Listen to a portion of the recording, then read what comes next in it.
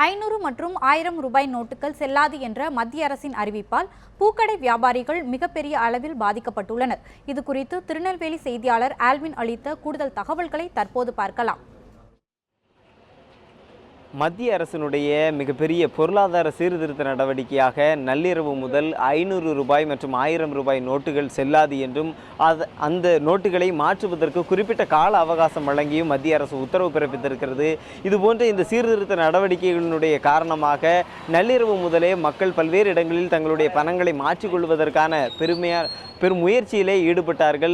இதை தவிர மற்ற இடங்களிலும் இந்த 500 ரூபாய் மற்றும் 1000 ரூபாய் நோட்டுகள் செல்லாது என்ற அறிவிப்பினுடைய காரணமாக வணிகம் என்பது மிகப்பெரிய அளவில் பாதிக்கப்பட்டு இருக்கிறது.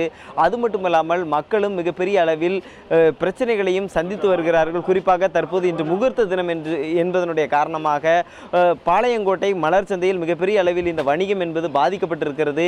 இது குறித்த கருத்துக்களை நம்மோடு பகிர்ந்து கொள்வதற்காக இங்கு இருக்கக்கூடிய பூ மார்க்கெட்டினுடைய உரிமையாளர்கள் இணைந்திருக்கிறார்கள். அவரோடு பேசலாம். சார் வணக்கம். நீங்க என்ன மாதிரியான பிரச்சனைகளை சந்திக்கிறீங்க? இந்த 500 ரூபாய் 1000 ரூபாய் செல்லாது மூர்த்த நாள் வந்து 2 நாளைக்கு ஒரு வாரத்துக்கு மேலே ஆர்டர் கொடுத்துட்டாங்க. அவங்களாம் இப்போ 2000 3000 5000 10000 வரைக்கும் ஆர்டர் கொடுத்துருக்காங்க. அவங்க கொடுத்துருவாங்க, வாங்க முடியாதுன்னு சொல்ல முடியாது.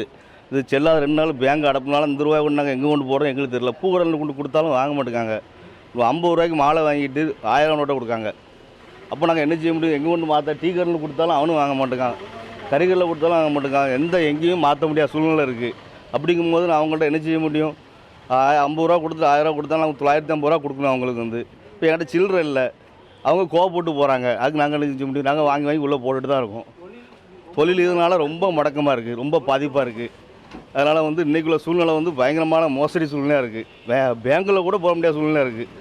எங்களுக்கு பூக்கடைக்கு 5000 10000 ரூபா கட்டினா கூட அப்போ கூட கையில் பேங்க்லேருந்து 1 ரூபா எடுக்க முடியாத சூழ்நிலை உட்காந்துட்டு இருக்குது. அதனால என்ன செய்யணும்னு தெரில. எங்களுக்கு ஒன்றும் புரியல, என்ன செய்யணும்னு எங்களுக்கும் தெரியல, ஒன்றுமே ஓட மாட்டேங்குது.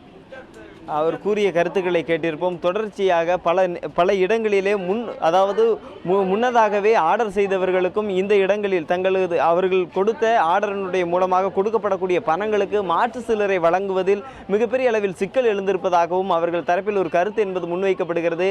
அதே போன்று இங்கு பூ வாங்க வந்த வாடிக்கையாளர்களும் நம்மோடு இணைந்திருக்கிறார்கள். அவர்களிடம் பேசலாம். சார் வணக்கம். நீங்கள் இன்னைக்கு பூ வாங்க வந்திருக்கீங்க. நீங்கள் என்ன மாதிரியான பிரச்சனைகளை சந்திச்சுட்டு இருக்கீங்க? கொடுத்தா ஒரு சில்லறை இல்லைங்க. அப்போ பூ வேணும். 1000 ரூபாய் கண்டிப்பாக சில்லறை கொடுத்தா நல்லது. இல்லை அப்படின்னா எந்த வியாபாரத்தையும் நீங்கள் நடக்கிறது இல்லை. வேறு என்ன செய்யணும்னு சொல்லுங்கள். இல்லை மோடி எல்லா பூ வாங்கிடுவாரா? ஒரே நாளில் வாடிடுமா? என்ன செய்வார்? திடீர்னு என்ன செய்யாமல் விளையாடுவது தான் அவருக்கு ஆசை. இதெல்லாம் கட்டுப்படுத்துறதுக்கு அவர் எந்த உரிமையும் கிடையாது. கிட்டலா மோடியாகவே இருக்கட்டும், போடி ஆகிறாம அவர்த்து எடுத்து சொல்லுங்க.